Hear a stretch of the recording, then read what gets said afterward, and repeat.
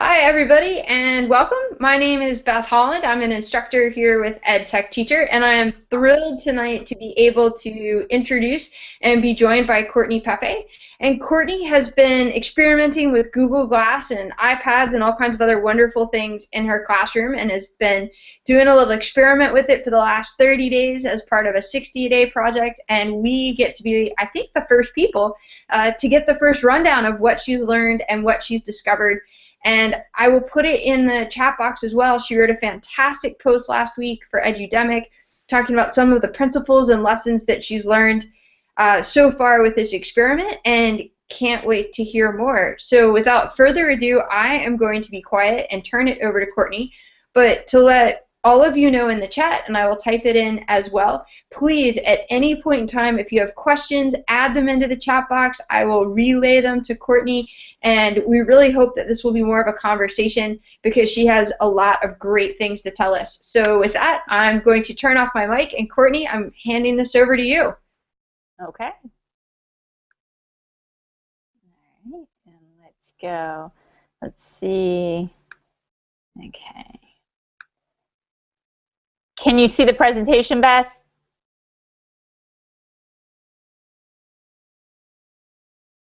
Okay. So, hi, I'm Courtney Pepe.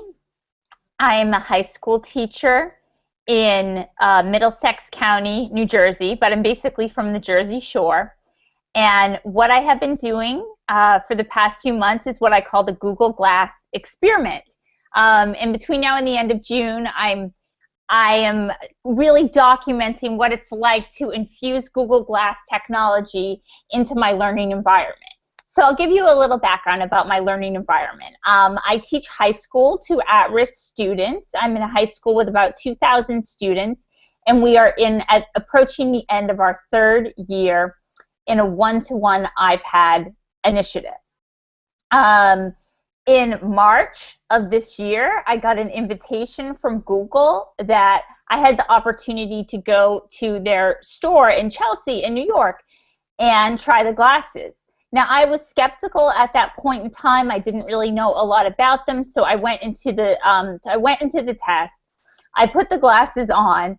I think about 2.5 hours later, my husband had to drag me out of the store because my mind was spinning once I put them on in terms of the implications for how this could change teaching and learning in my classroom environment. So what I did, of course, was I purchased, I found out that I could join the Google Glass Explorer program, and so I did. And about a week later, I got a pair of glass to try in my classes. So like I said, my students already have the one-to-one iPads. So now this kind of made us what I like to call a 1+1 environment, because we all had the iPads and also the glass. So I'm going to just talk about some lessons that I learned in the first 30 days. When I first was introducing the glasses to my students, because it's a new device and because also it has a pretty high price point, I was a bit of a nervous Nelly with the glasses. And because there was a learning curve for me in terms of how to use them, I thought there would be that same learning curve for my students, because there's a lot you have to do to learn how to manipulate glass with your head and with your touch. And so before I would give them to a student, I would say, okay, you need to, in order to turn it on, you need to turn your head up slowly at a 30-degree angle and then snap it back down. And I was like very specific with my instructions. Now this lasted about a week, maybe less than a week. And what I learned very quickly is that I, as a teacher, needed to give up control of the technology and not be so controlling of the technology, because you know, I really view my students in my room as we're all co-teachers and co-learners in the same educational environment.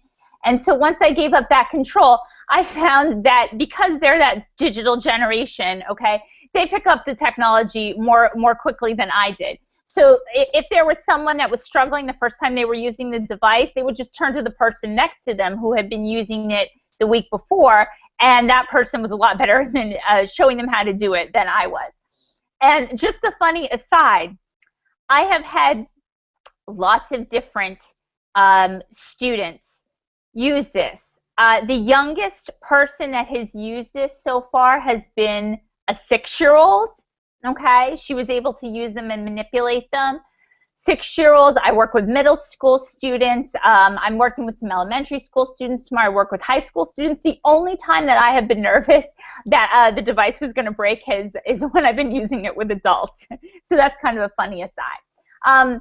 And so this picture that you see here, the platform tools, this is a funny anecdote about how the teacher-learner kind of dichotomy in the 21st century classroom. I have a student who is very good at coding, okay? So one of the greatest things about these glasses is that there are all these apps coming out, but the apps aren't quickly like approved by Google. So sometimes you get this third-party software that you need to load onto the device, okay? Now, you show like a bunch of code like this to someone like me and like start talking about ADB files and installing and uninstalling. I'm like, whoa. But the thing is, there's been a significant learning curve for me because if I want the app that scans QR codes with the glasses, I have to load it on myself. The augmented reality app that I, of course, wanted, I had to load on myself. So what had happened was Lair had developed an app that went with the glasses, but we had to load it onto the device ourselves. Now this happened. I had it loaded on. It was working, but then Glass updated from the operating system XE12 to XE16.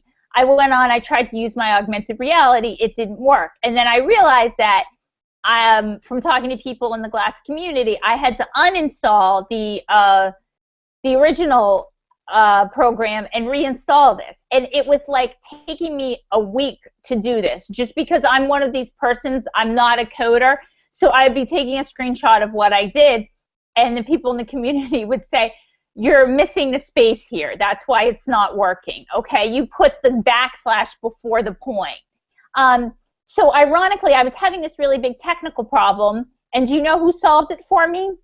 One of my 17-year-old students, okay? Well, I showed him what the problem was. He just, he sat down at the desk, a problem that I had been having for a week with the augmented reality, not getting it working. He solved it for me. So he earned a lot of bonus points on his grade for the marking period. It was a good learning experience for him. And I just say I love situations like this in the 21st century classroom. I love it when my students are smarter than me. Hey, Courtney, speaking of, you mentioned augmented reality, and you may get to this as well, but one of the questions that has already come in from the chat is, what apps are needed and how are you getting, the Glass command to be, to do the scan this and to have the augmented reality coming through the glasses. And if we're just really excited and we're asking in advance, you can tell us to wait, but that's the first one that's come through. Oh, okay. Well, no, I am going to get to that, and I'm actually going to show like a visual of how that works. But what I will say now about the apps, some of them are like the augmented reality app, World Lens for foreign language. I'll show that in a little while. That one is available. That it's like an official Glass app that I could download, so I didn't have to sideload that onto my device. The Lair one is one that I had to sideload, and it's kind of a pain to do, but it is well worth it. It's well worth it to be able to have the option to do augmented reality on the glasses. So the two for augmented reality that are working right now with the glasses, the World Lens is a simple one because you don't have to do the install, and then Lair is the one that you have to do like an install on your own. Did I answer the question? I think so. I mean, I'm sure we'll get there from that, and if not, Janet, I'm sure can plug into the chat and let us know what else is going on. But okay, Sounds good. Well, actually, now I have one question before you keep going there. But when you say like when you're side loading an app, is that what like you were showing with all the code? Like you actually have to write that to get it to work? I don't have to write this. I have to do, like, there are some things that I have to do, like I have to type in like the ADB and the uninstall, but then basically I have files. I download like a package, like an APK package that from Layer, and then there's stuff that I have to open like in the terminal of my computer, and that's what this is showing right here. This is like from my terminal shell and in the platform tools. But I didn't know what any of this stuff was until I got my glasses, and so it's really furthered like my own learning, because I didn't know any of this stuff, and now there's a fast learning curve because I want access to the best apps, and they're not necessarily always available, in the official Glass App Store. Got it. Thanks. You're welcome. All right, I'll be quiet now. So now, this next slide is a pretty simple one, but I just wanted to kind of touch upon all the different ways that Google Glass kind of changes the rhythm of the workflow in the classroom. So Google Glass really allows me to differentiate my work process and my classroom workflow. Okay, I'm not a believer in a lot of direct instruction. I don't like to stand up in front of the classroom. I don't like to have my desks grouped in rows. So not really any 2 days look alike in my classroom, but something that is kind of consistent that we've played around a lot this year is augmented reality triggers. So one thing that we like to do in the classroom is I will have an augmented reality trigger on the wall, and the kids will start by scanning that, and then that will tell them what to do, some sort of higher level cognitive task. So I believe what the students were doing here is they were researching. They were told through the AR trigger in the video that it went to on my YouTube channel that they had to research forensic evidence in the JonBenet Ramsey case. So this is showing the student who was the Glass Explorer of the day, because like I said, all of my students have iPads. So what happens is my students are actually, they're on like a level point system. And we have 3 levels: gold, silver, and bronze. And any student that's on gold for the week, they get to be go into a raffle. And then in each class, one person from the gold level is selected as a class explorer, as the Glass Explorer for the day. So while most students are doing the research on their iPads about the do now question for the day, the person who's the Glass Explorer will just say, "Okay, Glass," and they'll Google. And so that's what you're seeing right now on the screen. So this person was Googling information about forensic evidence in the JonBenet Ramsey case. Now, what's interesting about the process of finding stuff on Glass, I found that if I wanted my students to research something quickly, Glass is a different experience than the iPad, because in the iPad they can kind of get lost in the different websites, but Glass kind of like curates the web for them, in that it will provide them like 5 different bits of micro information like right away that they can swipe through. So they can swipe through quickly and see which one they kind of want to explore more.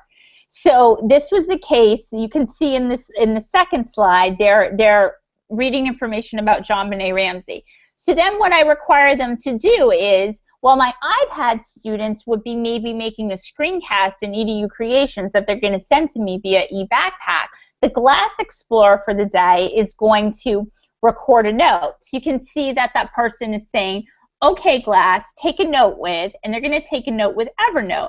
And then they've kind of synthesized the critical information that is related to the inquiry question of the day, and they are they're taking that note in Evernote, right? They speak it into Evernote, and when they speak it into Evernote, it's taken and it automatically syncs to my Evernote, so I get my student work right away. So that's a pretty neat example of how the device allows me to differentiate the work process, and it's also a pretty neat example of classroom workflow. Any questions about that? So, Court, I don't know, we don't have any in the chat yet. I'm sorry, I lost my microphone there for a minute, but I was just blown away by thinking about the number of autonomous tasks that you had your students doing at one time on one project, and Right. how this works together. And I thought that I was actually just trying to process like all of the different things that you have going on in there in one. So with the general context of your class, then, so you've got every student really working like with their own device and in their own place. Yes. Very cool.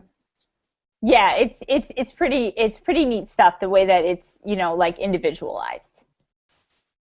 Yeah, that excellent. And I love the way that you can also then differentiate across your students where, deciding like do you decide when you I mean not the word of like fixing it, but when you say, okay, this student's going to have class on this day to see, well, I'm going to plan my lesson to meet that student's learning style so that when they're in possession of it, they're really going to maximize the potential, or has it been not quite as deliberate yet? It's been not quite as deliberate yet, only because the one thing that I have found since I've started doing this experiment is that time is my enemy. If I could spend all my time like prepping, my differentiated lesson for the Glass Explorer and just even like researching new cool stuff, um, but I don't. There are only so many hours in a day, and I'm actually like looking forward to the summer a little bit so I can take a step back and like research some more stuff that's going on with the glasses. Cool. So we did just get another question in from the chat. So when students are taking notes on glass, the questions are, how long can the note be, and how do they get it to you off of the glass? Do they email it? Is it connected to eBackpack? You mentioned that. It's connected it syncs to my Evernote automatically. Okay. Yeah. So they make, so it's the Evernote audio notes. So you pretty much have like the unlimited audio that then syncs to your Evernote account. Yes. And then do you share the Evernote note with a student Evernote account, or do you send them a link to it? I don't send them a link to it. I look at the information like on my end on my computer. Okay. But then they don't have what they created on Glass back? No, they don't have what they created in glass back. Not yet, not this year. Got it. Great. Thanks. And so now, like as I say that the one thing that I felt since I started this project is time is the enemy. One thing that is really, really important and has been extremely valuable to me is the importance of a glass-related PLN. So the first thing that happened is when you get the glasses, you're automatically put into this community called the Google Glass Explorers. So that's a pretty neat community. I believe it has like about 30,000 members now. And that was interesting in the beginning. I looked at that a lot like the first week. But then there is also a community that's a little bit smaller. It's I think about 1,000 people now, and that's Google Glass in Education. Okay, and that's on Google Plus, and that is a great community. I reach out to all other educators from all over the world who are using glass in the classroom. And one thing that's been really nice that has evolved from this community is I have some couple folks that I've connected with. One of them is Adam Winkle. He is a discovery educator and STEM teacher from Florida, and he's also a glass app developer. And then another person is Roxanne Riskin. She is a college professor in Connecticut. And what we do is Adam sets up we call it an EduGlasses weekly hangout of the minds. And we do it as a Google Hangout. We change the time every week, but it's generally like between Friday and Sunday. And what we do is it's not only as a team do we support each other, okay? So like when we had to do the upgrade from XC12 to XC16, I had like no idea what I was doing, but the minute I was on a call with them, I was able to figure out, okay, this is what I need to do in order to upgrade.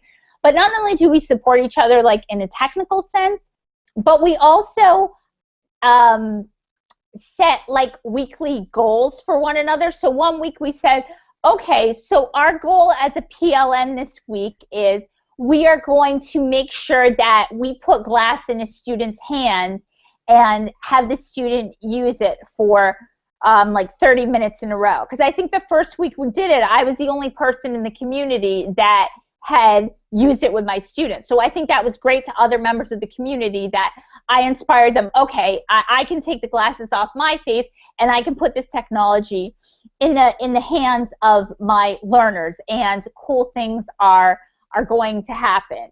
And what's great about this PLN is not only does it advance my own learning, but say I'm trying to update layer at 1:30 in the morning, and like I have a dot or a colon that's not in place.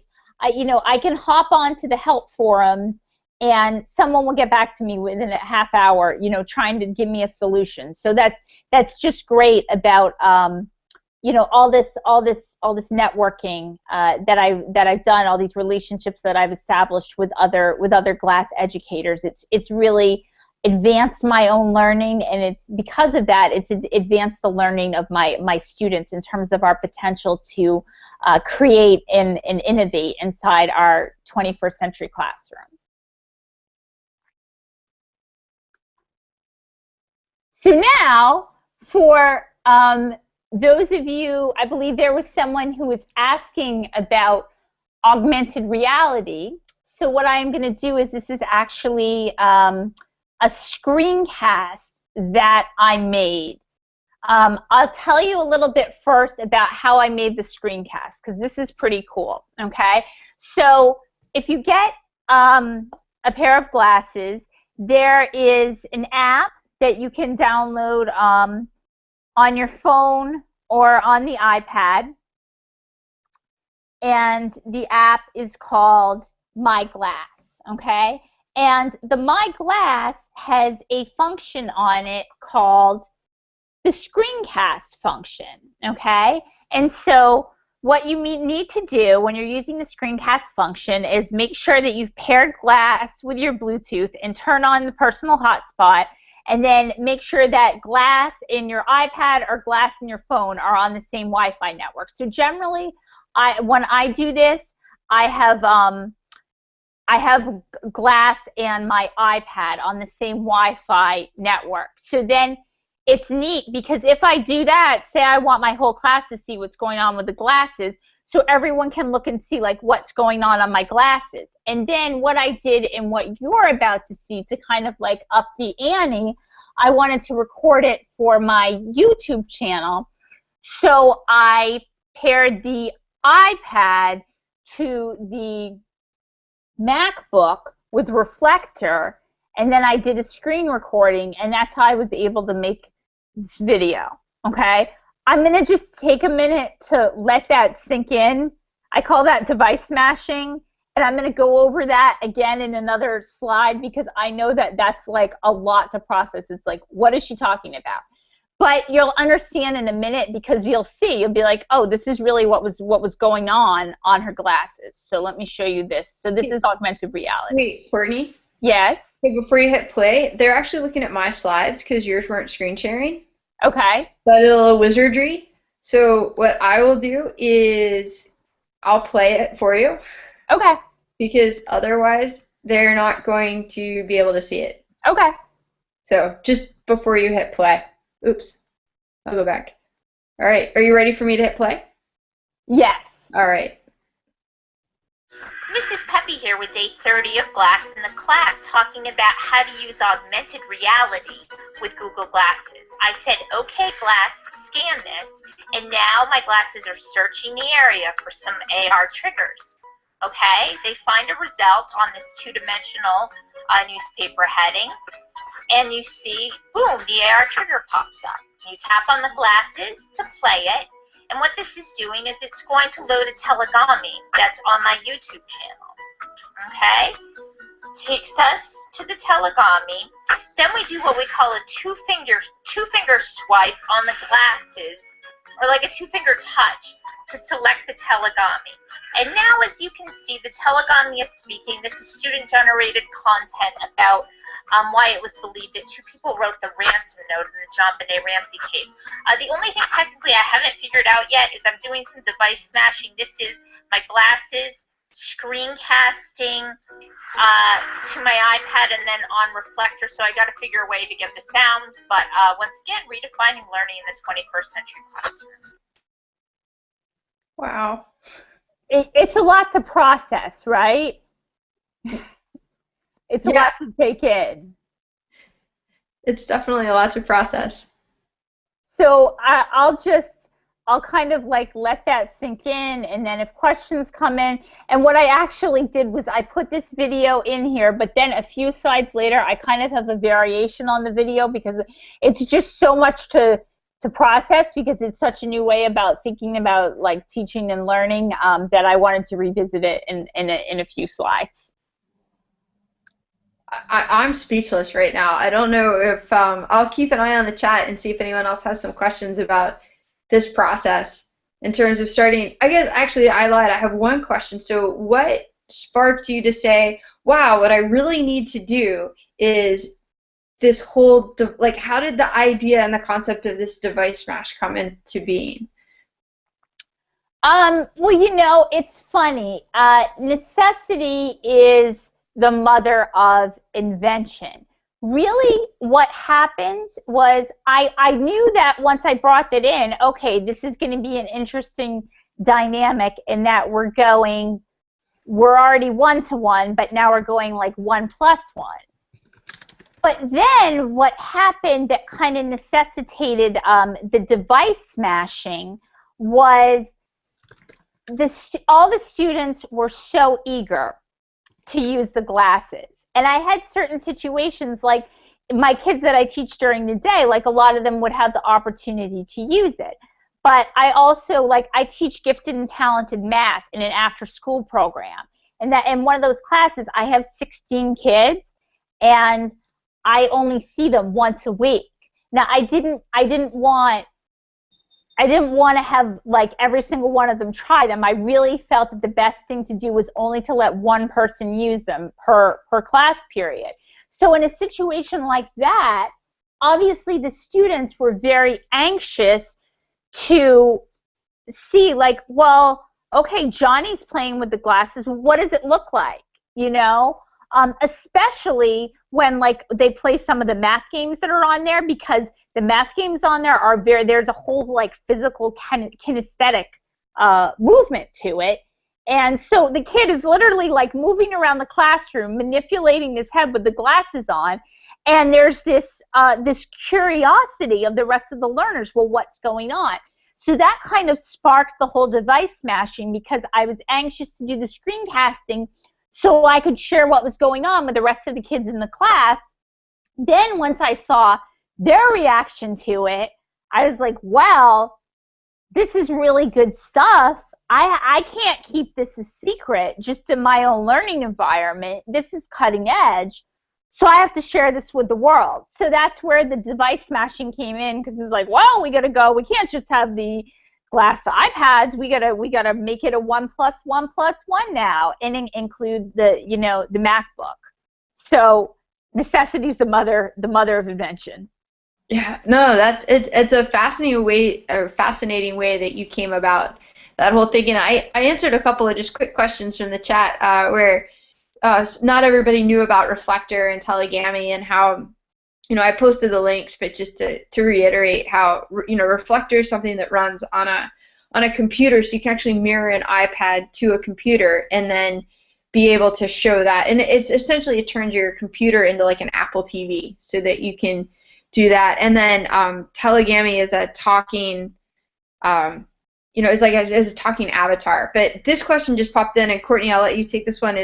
Janet wants to know what you used for screencasting. Like, what did you actually use to pull that off?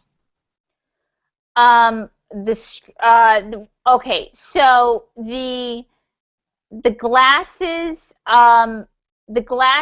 link to my iPad, and it's the screencast function on the My Glass app. So, all right, I'm going to slow you down for a minute because I'm trying to wrap my head around this. Right. So, the screencast function from the My Glass app, that essentially mirrors Glass to the iPad, or does that create a video on the iPad camera roll? It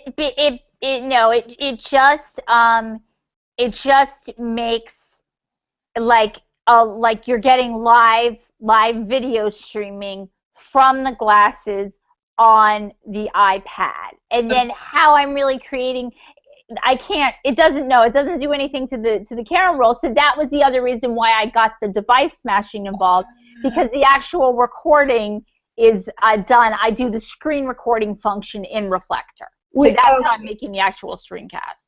I get it now. So I'm repeating this back in case anybody else is processing at my speed right now. So Glass captures it. It streams to the iPad, but then you just have the iPad mirroring to the MacBook, and then you're doing the actual screen recording from the MacBook. Yes, that is correct. Right. That's brilliant.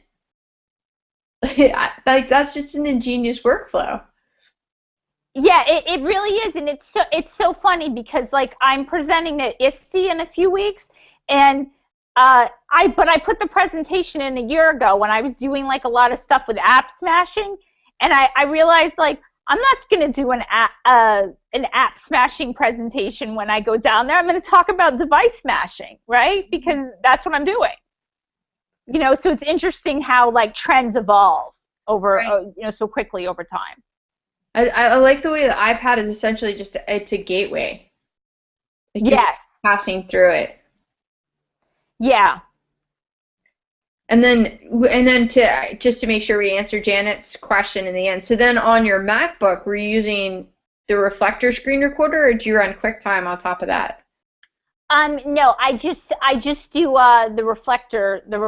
I just go start recording, right in there, and that's how I do that. Yeah. Oh, very cool. Thanks. And then one aside, because you did say that there were folks asking about telegami. I would like to point out that in this case, the telegami in the video is not. It's not something I created. It was something that a student created. That's what's so great about telegami, is that students can generate their own work in it. And the augmented reality trigger that was used on the video was not created by me. My students, my seniors, have now gotten good at creating their own augmented reality triggers in Layer. Got it. Thanks. Okay, so I'm going to go to the next slide. Okay. Okay, and now this is good because these next two slides actually are going to, they kind of break down the whole device smashing thing, okay? So we have Google Glasses, right? Then plus an iPad, plus a MacBook. So we are not one-to-one. We are not 1 + 1. We are 1 + 1 + 1. So on the iPad, you can see this this picture in the bottom corner. Okay, that's called the My Glass app.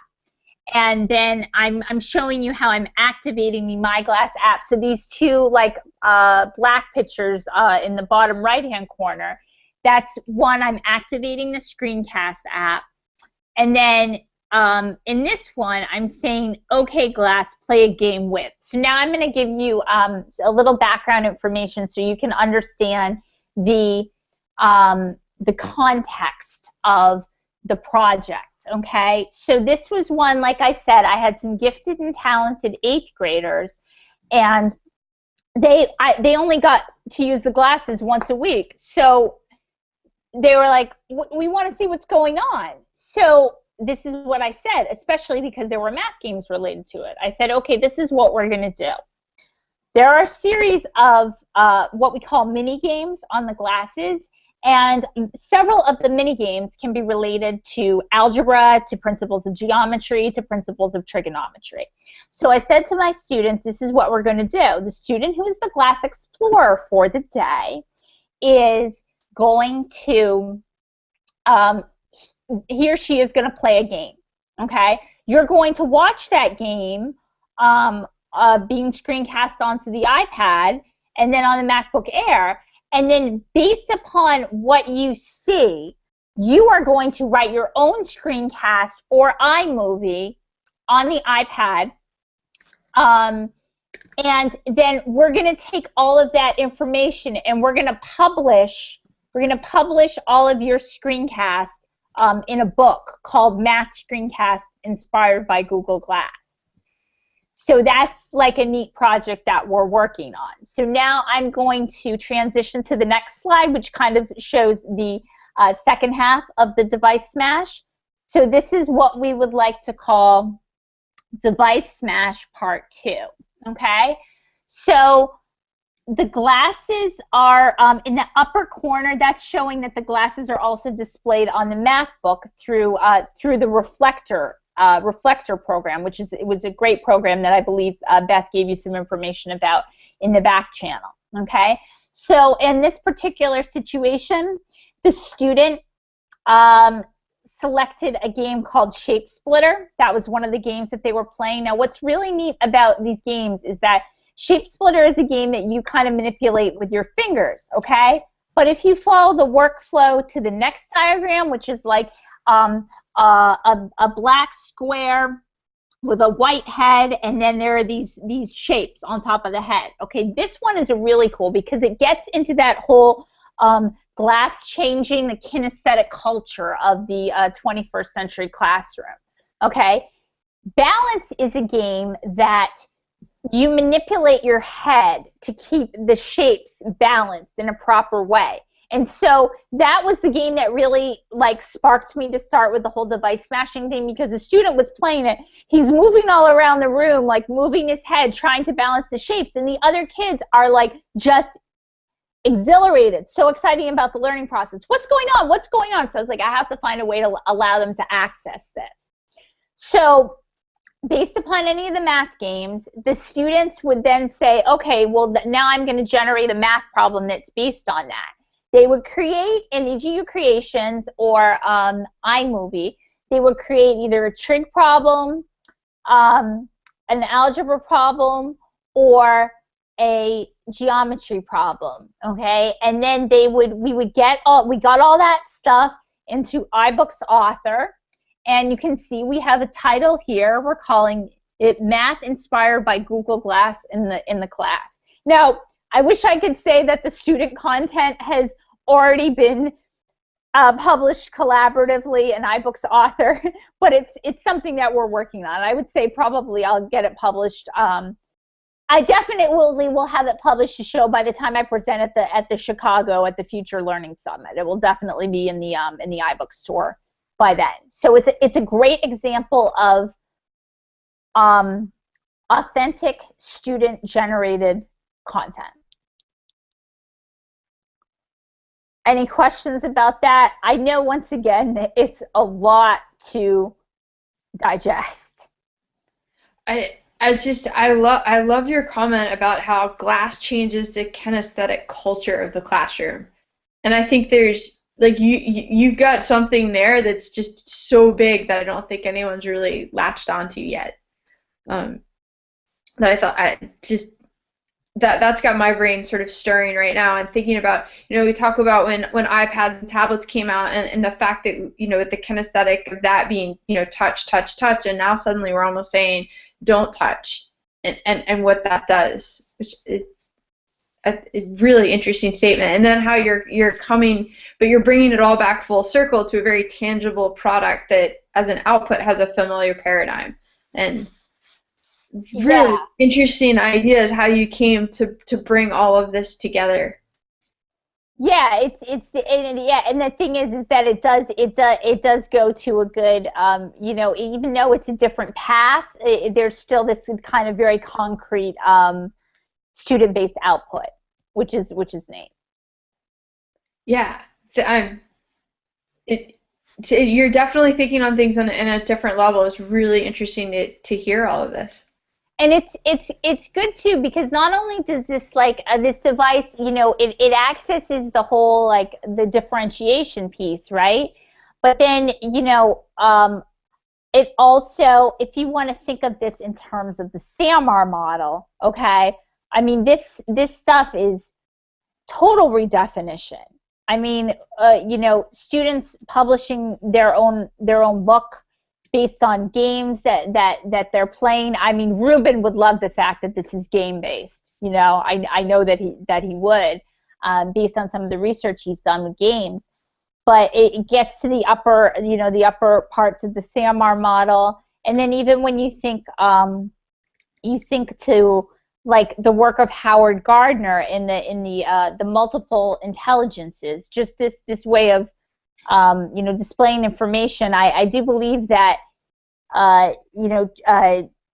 children of this educational generation are certainly visual learners, just because of the culture that they've been brought up in, but also it's important to also access like the kinesthetic learner, and that definitely is done with this process. Yeah, definitely.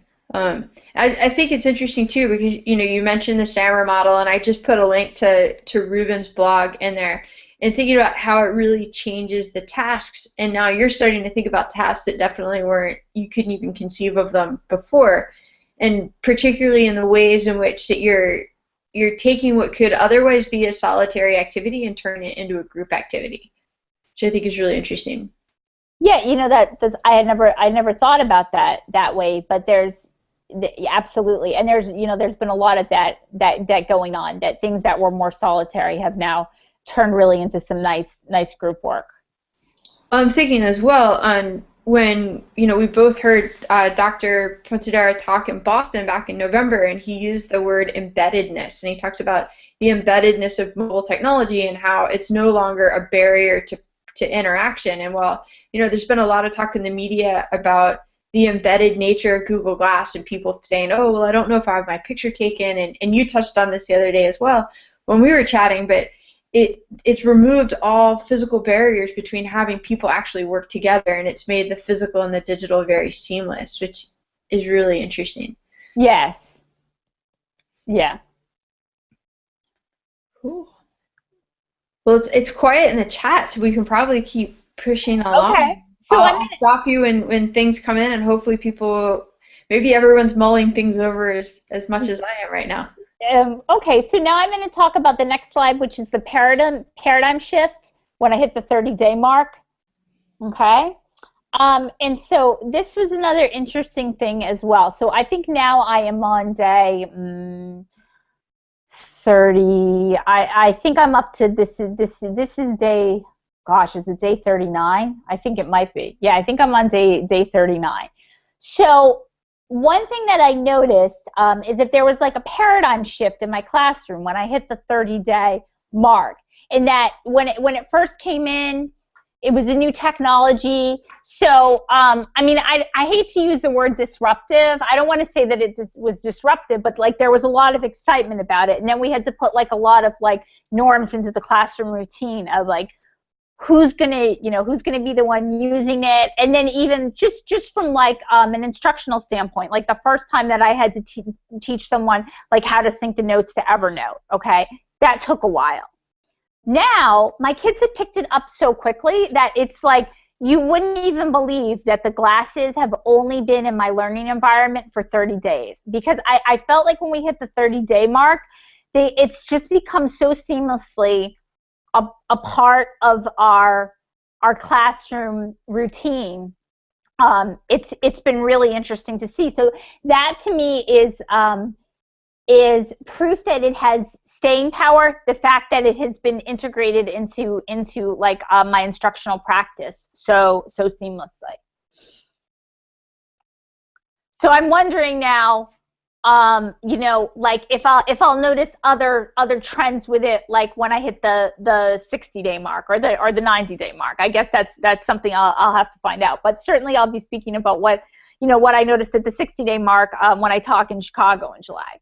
Yeah, it's definitely interesting. Just to circle back for a moment, is there's a question, back in the chat about what you're using for students to create with the glasses. But is that part of the paradigm shift? Are they creating with Google Glass, or are they using Google Glass to capture the artifacts that they're then using to create on other devices?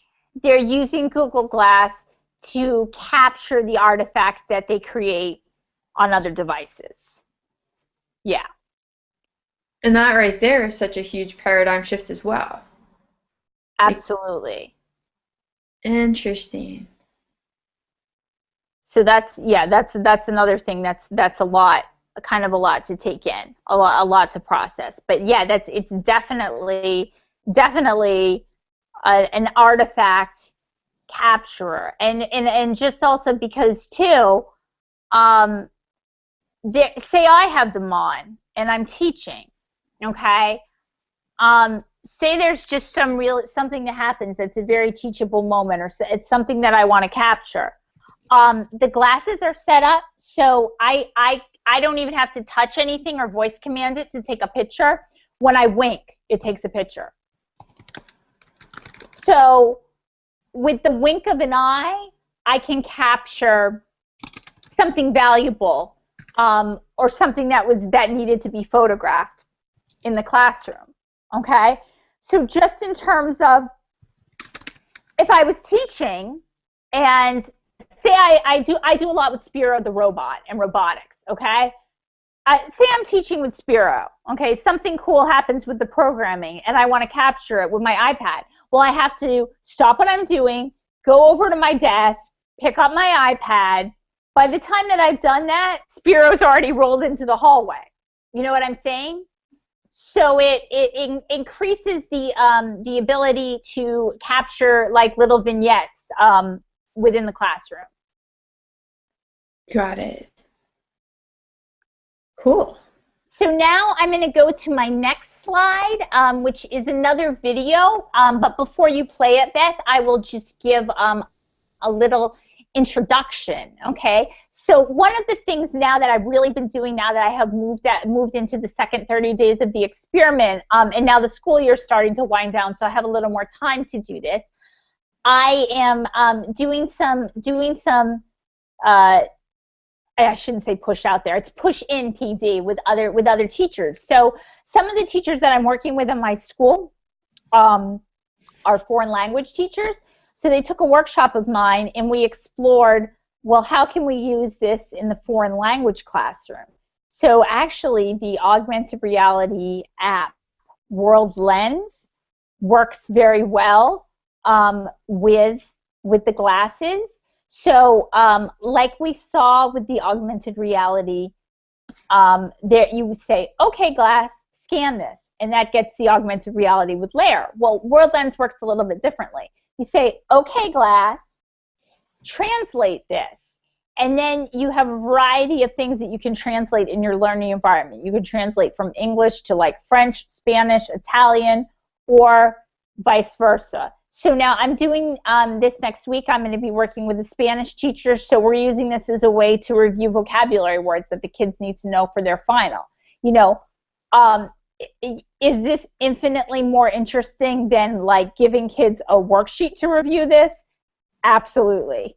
Because I don't think at any point in my teaching career has a student ever said, thank you, Mrs. Pepe, for that awesome worksheet. That worksheet was great.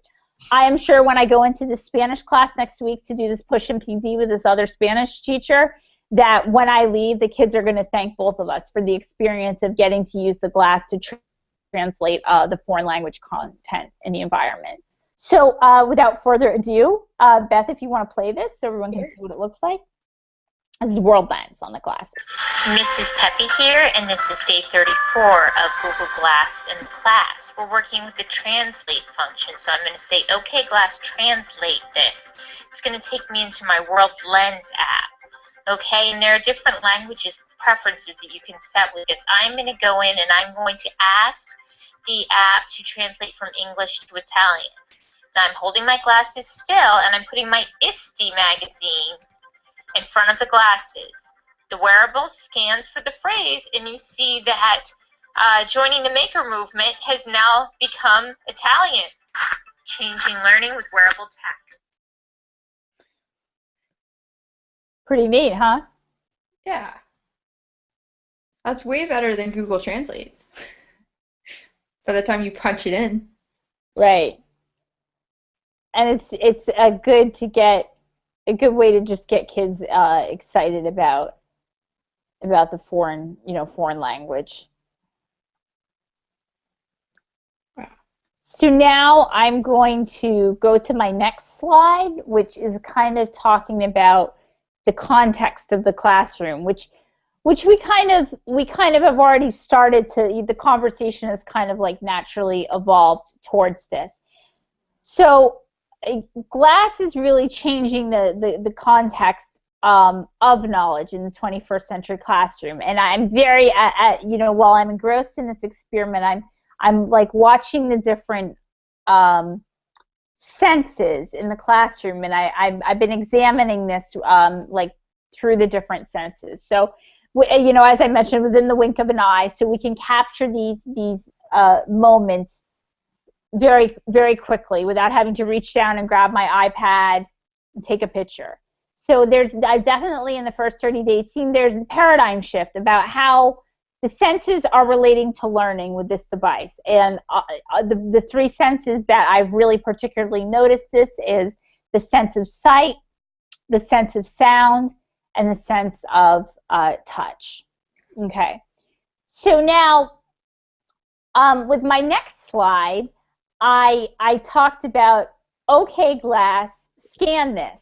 And this is changing the sound of knowledge in the 21st century classroom. So what is very interesting about this is that, a few months ago, okay, you see here in this video, there's an AR trigger, okay? So a few months ago, before the glasses, my class would have started, and everyone would have kind of quietly gone up to the whiteboard. They would have taken out their iPads. They would have scanned their the AR triggers with the app layer. And in this case, this is student-generate content, but most of the time it would have gone to content that I made in like a Telegami or an iMovie on my YouTube channel. They scan the content, but the minute that like they hear noise, they kind of plug in their headphones and go back to their desks and listen to it. And that was what the norm was. But now what's very interesting is that the sound of that task has changed inside my classroom. So now you have, say I have a class of 8, 7 students going up and scanning with the app layer, but then I have that one student that's going up there with the glasses. Okay, glass, scan this, right? And it's just so neat to see how knowledge and the acquisition of knowledge and the learning process, the sound of that is changing right in my classroom. And to provide another example, like what I talked about when the kids are doing their do-nows. Okay, so some of them will be screencasting and EU creations, but then I have that one kid that's going, okay, glass, take a note with Evernote. And then a lot of times what we found is when they're taking the notes with Evernote, that the ambient noise will mess them up. So they have to, it's not unknown for a student in my classroom to go into the hallway so they can record the Evernote. And people that teach near me are just used to the fact that there may be a random student looking like they're right out of a science fiction movie talking to the glasses in the hallway. And that's just kind of been like an accepted norm. So that kind of changes what the sound of knowledge looks like. And I think that's interesting because I know like one time when Rashawn was, I think when he was presenting in Atlanta about screencasting and qualitative formative assessment, someone in the audience had asked, well, this is very noisy. Like, how do we deal with all this noise in the classroom? And his response was something like, well, that's like a cultural construct that the class has to be quiet all the time. Right? So that's something that we need to work through as like, an educational institution, like the idea that the class has to be quiet, because it doesn't, learning can sound very active And that's what I've noticed in my classes, that you know, learning sounds a lot more active since I have gotten this device. This video I don't really think we need to show because it's kind of a repetition of what we did before. So we can go on to the next slide. So this is the OK Glass recorded video. Do you have that one up, Beth? Yep, I got it. Okay, so I'll provide a little bit of introduction. Okay, so not only is the sounds of learning changing in the 21st century classroom, but the sight of learning and what we can capture and what can we record. So the sight of knowledge is a lot different. And I bring up this POV because it's so interesting to see a changing point of view in the 21st century classroom. Okay.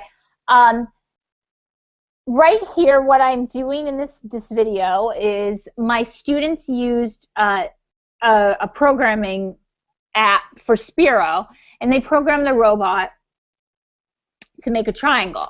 Okay. Well, the one thing that's neat is my student is wearing the glasses, recording this, and because she has the glasses on, her hands are free, right? So she's able to press the buttons and manipulate the robot on the iPhone, which we wouldn't be able to do if our hands weren't free. So we're just able to capture so many different things in terms of point of view. Another thing that's been really interesting is, like, if I want to record a science experiment, I took my kids outside to make elephant toothpaste a couple weeks ago. The glasses actually fit perfectly underneath safety goggles, so we were able to record a video and get really up close to the chemical reaction with the safety goggles on. So that's just there's so many, like, nuanced perspectives that we're getting on learning. It's like you know, a different vision of learning, learning at a different viewpoint, learning at a different angle. It's just so many amazing things. So if you want to go ahead and play that short video, and we can see how we recorded Spiro the robot. Sure. Math class. It is Thursday, April 24th, and we have successfully programmed Spiro the robot to make a perfect triangle. Here we go.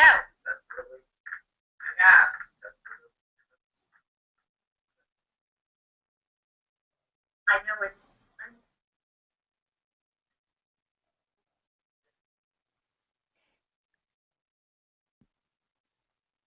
So this was a neat moment that we were able to capture because, you know, our hands were free, and it's just been really empowering having our hands free to do other things like program a robot and record this video.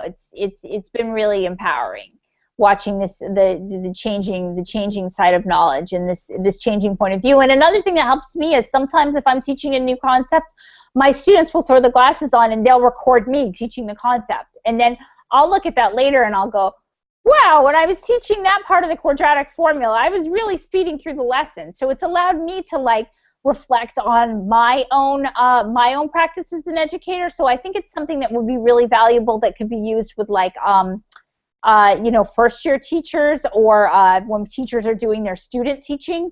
I think that that would be a very powerful and useful tool. And so then we can go on to the next slide that says, OK Glass, set a timer. Yep, I got it. Okay, so we have, and so now this one is, I'm really talking about the change of the tactile movements within my, what I like to call it is, it's not a classroom anymore, it's a 21st century glass room, right? Not a classroom, a glass room.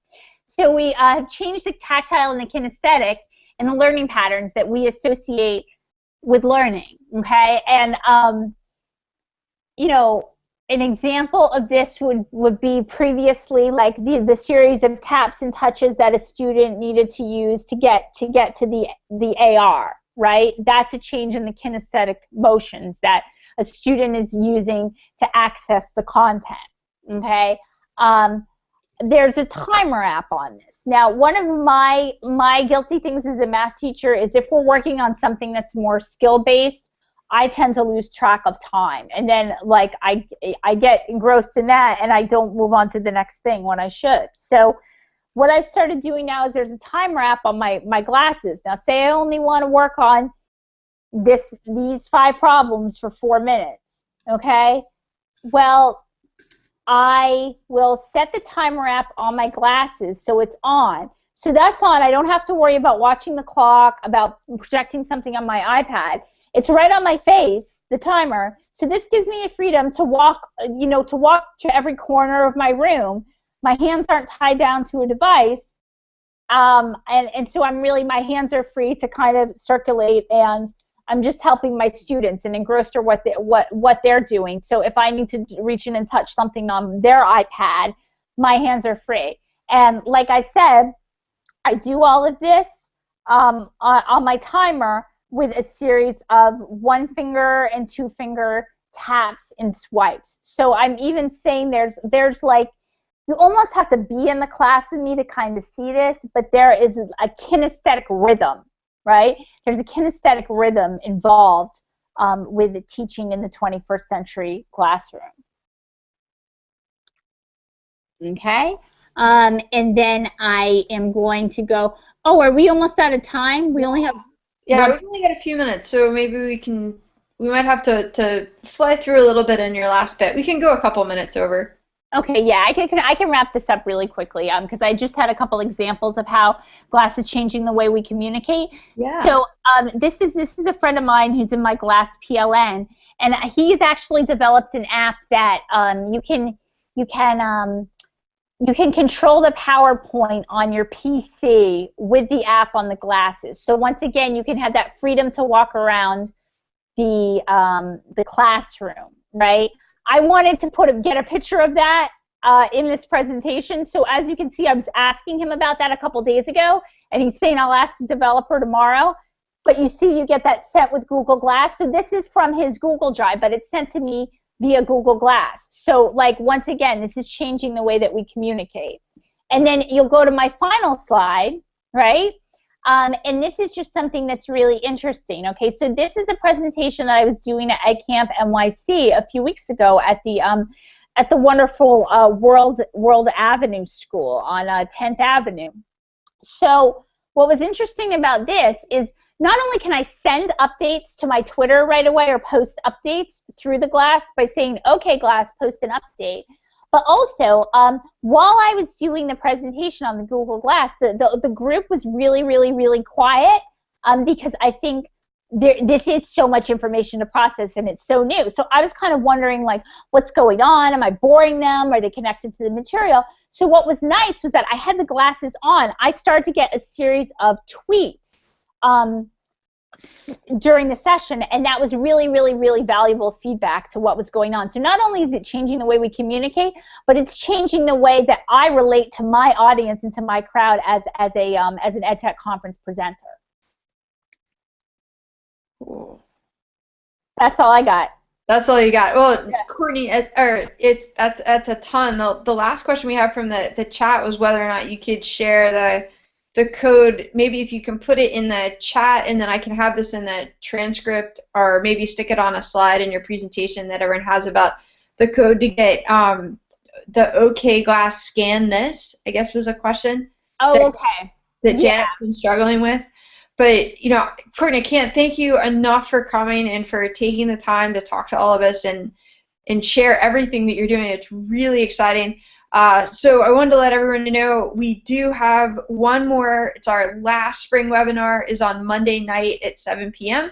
And we're going to talk about getting creative with Scratch. So if anyone's interested in more of the hands-on and the coding aspect of things, then that would be great. So know that that's our last one. And then Courtney's been mentioning Chicago. We are super excited. Our first annual EdTech Teacher Summit is July 28th through 30th in Chicago. Courtney's going to be presenting. I see Saba popped into the chat. She's talking about TouchCast, and we're really, the purpose of this event is to bring together great thinkers to start asking questions about what does the future of learning look like. And a lot of those questions that Courtney brought up tonight about, how is knowledge changing? What does knowledge sound like? What does learning look like? But that's the premise of this event. Early bird registration is open until Monday, believe it or not. And then the last thing is, for those of you who may be new to us at EdTech Teacher, let you know that we do hands-on workshops. We've got a great lineup this summer. We'll be in 6 different cities, and we don't have a Google Glass workshop yet. We do have a number of Google workshops, so we may have to line Courtney up for all of that later. And maybe down the road we'll have an actual Google Glass workshop. But with that, thank you so much to everybody. I'm pasting in a link to the how to get Layer and Glass to work together for Janet, and hopefully that works out. But otherwise, thank you so much to everybody. Thank you, Courtney. Have a wonderful evening, and hopefully we'll see you all soon. So thanks very much. Thank you. Thanks for having me. Great. Thank you.